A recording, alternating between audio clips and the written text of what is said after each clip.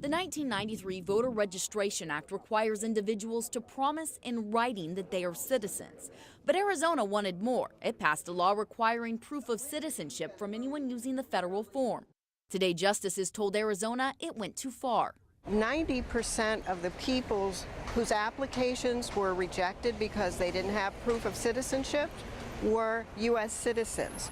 The 7-2 decision striking down the Arizona law impacts 4 other states with similar requirements: Alabama, Georgia, Kansas, and Tennessee, as well as about 12 others considering legislation. What's so important about this ruling is that it's saying to all these other states, you can't come up with all these restrictions. You can't make it harder for voters to vote. The Arizona law was passed as part of a crackdown on illegal immigration.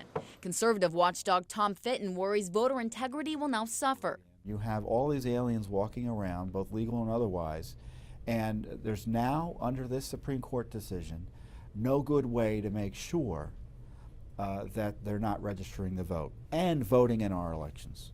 Fitton also says this decision gives the federal government too much power over elections by limiting a state's ability to decide who is eligible to register. Voters' rights advocates are now turning their attention to the landmark Voting Rights Act. The Supreme Court still has to rule on a challenge to that law, and advocates are hoping that today's decision will be an indication of how justices will rule. In Washington, I'm Danielle Lee, NBC News.